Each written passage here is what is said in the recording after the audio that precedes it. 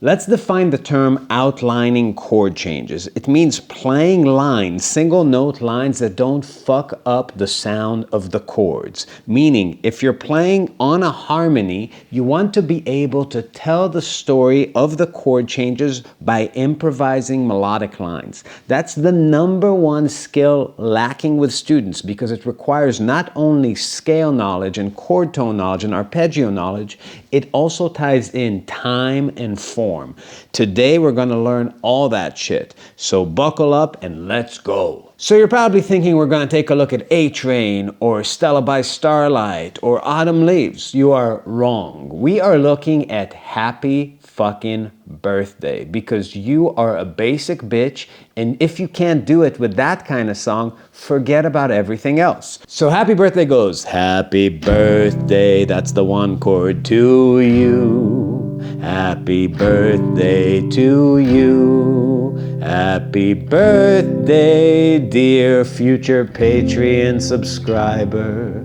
Happy birthday to you. Okay. That was a little bit of implicit marketing there. I don't know if you picked it up. But in any case, what I want you to be able to do is outline those changes. First of all, how to memorize the changes. What is the form? What is the underlying harmony? We're in the key of C. And the first chord is the 1 chord, C. The second chord is the 5 chord, G. The third chord, the third measure, is the 5 chord again, G7. Then you go back to the 1 chord. So what I do, and what's really important, is to think about chord changes in lines, meaning harmonic phrases. 4 bars is the basic unit. So in my mind, to memorize, I'm thinking measure, measure, measure, measure. 1, 2, 3, 4. So it's 1, 5, 5, 1. Boom, memorized. You really have to be a temperature IQ individual to not be able to do that. Think about 4 rooms in the song. C, G, G, C. Do you need it again? C, G, G, C. 1, 5, 5, 1. If you can't pick that up, you should actually turn off the video, burn your computer, because I don't even know how you use a computer, and just move to a mountain. It's not like herding sheep or something. It's not for you. But in any case, if you have 1, 5, 5, 1, we can get to the next 4 measures, which are 1, 4, 5, 1. It's actually 1, 4, and then in this measure, the measure before last, measure 7, it's 1, 5. In 2, like half a measure, and then 1. Check this out. So it goes do, 5, 5, 1. Do, da, da, 4. Da, da, 1, 5, 1. Or 1. Right? So I'm kind of playing it in 3. That melody typically is sung in 3/4, like doom, do, dee, 1, 2, 3. But let's put it in 4 just to simplify the thing. So we got 1, 5, 5, making a bluegrass version. There you go, Nick. Nick loves bluegrass, right? There you go.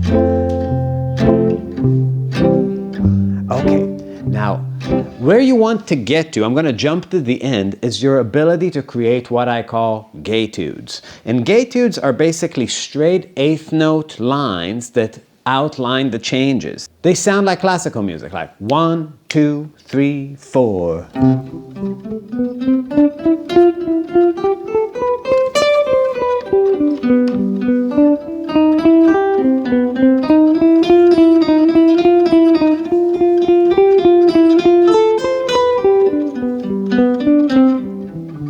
Next chorus.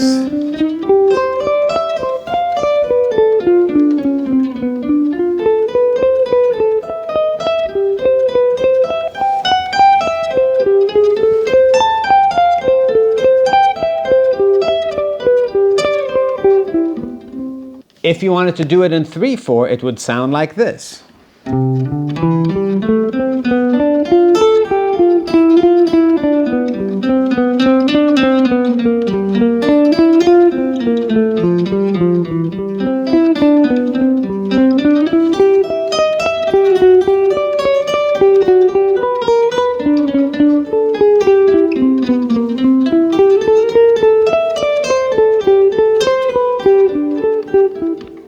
Cool. So this is my ability to basically tell you the story of the harmony.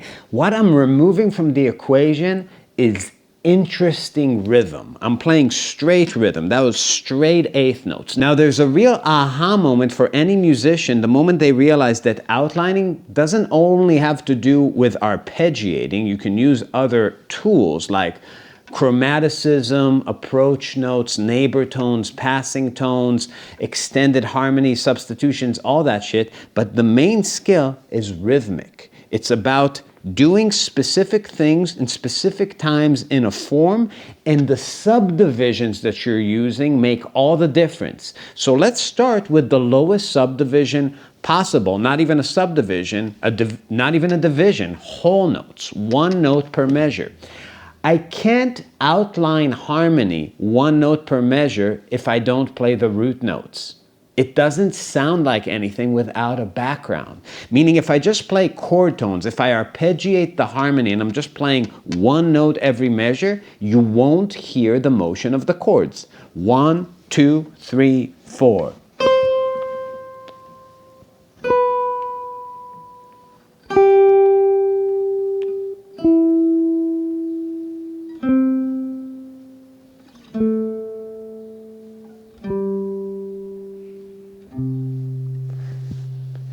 That would be inside the harmony of Happy Birthday. It wouldn't sound bad on those roots if I play shit like that. But if you just heard that line, you wouldn't go, Happy Birthday.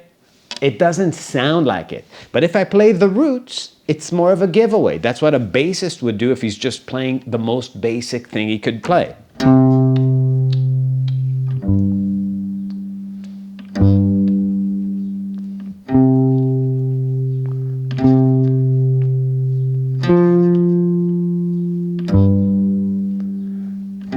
So root notes, when you're playing whole notes, outline the changes. Now let's jump one division ahead. Half notes. Half notes is where GEtudes start. So with GEtudes, you can actually just by arpeggiating the harmony, playing chord tones, you can tell the story of the harmony. So now I'm going to really zone in on the notes of each arpeggio, meaning C major, G7, G7, C major. Now that C major in measure 5, I'm gonna make it a C dominant, 5 of 4. Just for shits and giggles to make it pull more to the 4 chord. Then measure 6 is gonna be the 4 chord F, then measure 7, I'm gonna have 2 chords in it, C, G, and then back to C. So if I have 2 chords in it, meaning one half note and another half note in C, half note in G. Check out the sound of this. I'm going to try to improvise. I'm going to try to make it pretty.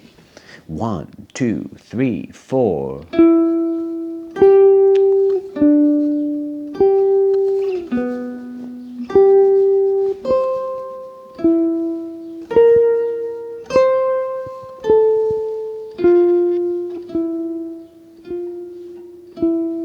Again.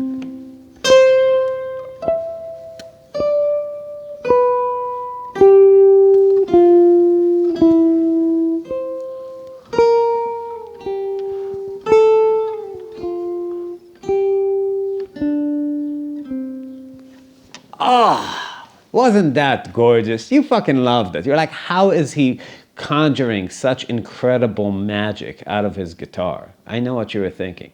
You probably weren't thinking that. It sounds pretty basic, right? But if you can't do that, then you can't tell the story of the changes. Now, we don't just outline when we're playing jazz, but every jazz player that's good can. It's a skill. You have to remember the changes and you have to focus on them while you do that. Now, the next place from that is actually where bass lives, where walking bass lives.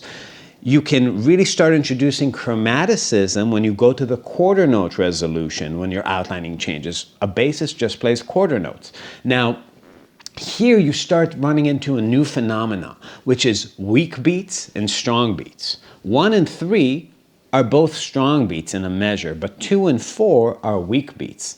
4 really leads to the next chord. So now I can start playing with that. But before you get into that, just make sure you can arpeggiate the harmony. So here's just a purely arpeggiated harmony outlining Happy Birthday. 1, 2, 3, 4.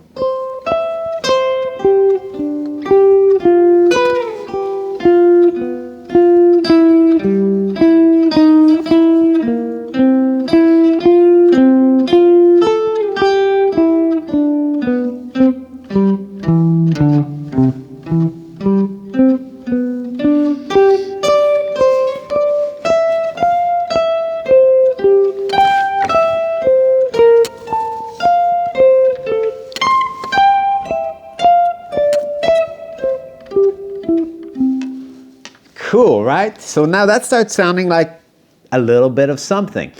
Let's do something when we approach each new chord with the last quarter note. So approach notes are, chromatic approach notes are a half step below wherever you're going. So let's say I'm going to the 3rd of the 5 chord, meaning the B note on the G. So an approach note would be that A sharp. But now I'm trying to shoot into it in a specific place and time. So before any time a chord changes, I'll try to do that. Like play 3 notes inside the harmony of the chord and then lead in to the next chord. So check this out. If I go...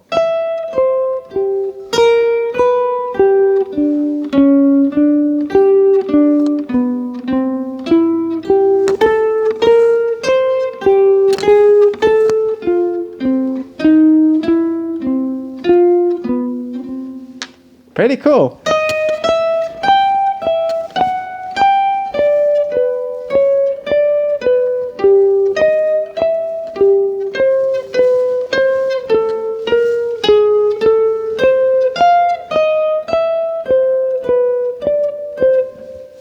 Right? I don't have to think about that shit. And I'm not memorizing any licks. It's just stuff that is built into the system. That's how you play. That's the reason that when you're playing inside a tune like Autumn Leaves, you're eating shit, because you're just thinking B flat major over all these changes.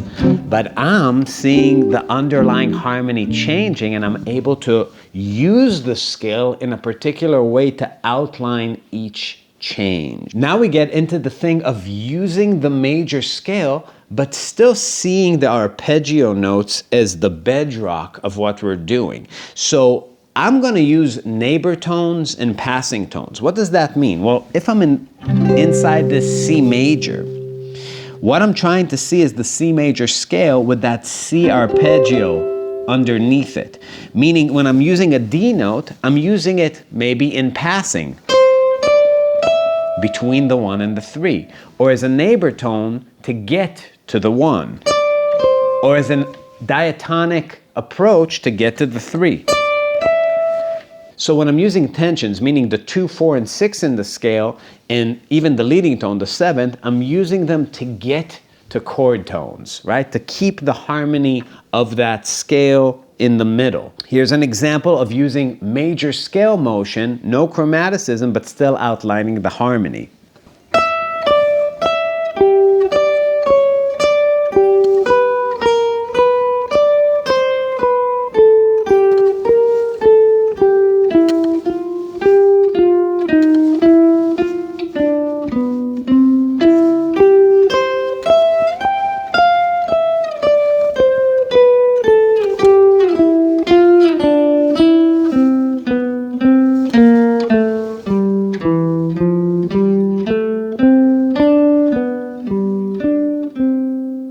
So now we're going to go to the 8th note resolution. Now this is where jazz soloing starts to live. I'm not going to try to swing my 8th notes initially, meaning I'm not going like 1, 2, 3, 4, dia, dia, dia, boo, doo, ba, do, ba, dee, boo, de, do, boo, da, boo, da. Those melodic rhythms, the jazz syncopation, I'm not introducing that. I'm actually trying to not do that intentionally to clear up CPU. So everything for now is just straight. It's just about accounting for the time and trying to make this Haydn, Bach type line, obviously much dumber than what they would write, but really keeping the harmony clear.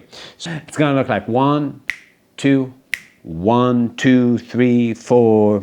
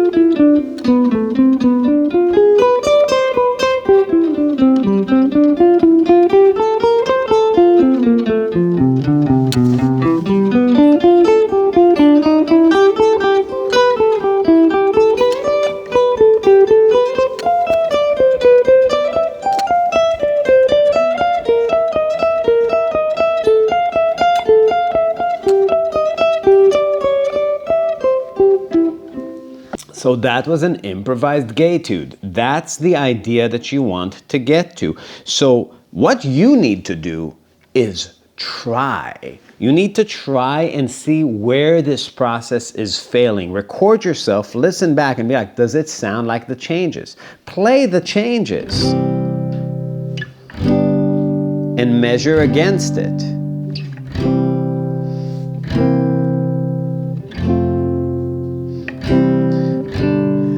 Now, the problem with the way that outlining changes is typically taught is that people say things that you can always find many exceptions for. Meaning, they say a cliche like, always put chord tones on strong beats. What are strong beats? Or down beats, 1, 2, 3, and 4. That's certainly not true, but even strong beats, 1 and 3, you can do it or you cannot do it. If you don't do it, then you suspend the sound for a second, meaning you create a tension that resolves. 1 and 2 and 3 and 4 and.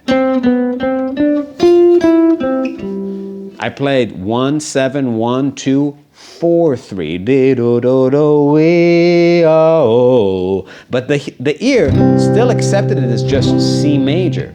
So you need to realize that your goal is to improvise lines that sound like the chord, and there are a lot of ways to do it. So how do you practice doing it?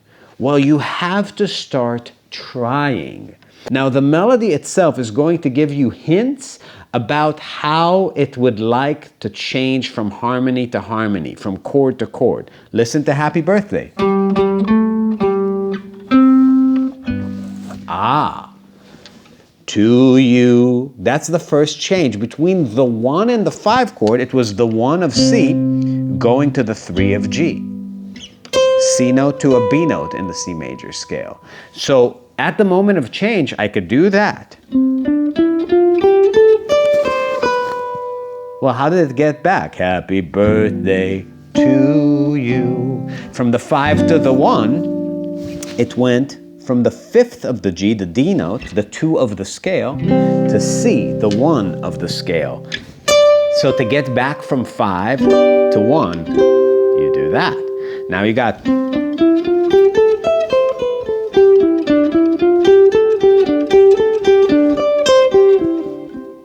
Ooh, that's fucking cool, right? What did it do after? It went... That's still staying on the 1 chord. That's hip on the 4 chord. Sharp 11, lands on the suspension basically, and then goes to the 3 of the 4 chord. So how does it go from, in measure 5 and 6, from the C chord to the F chord? That's pretty cool. So that's another way to get into that 4 chord if I'm going from...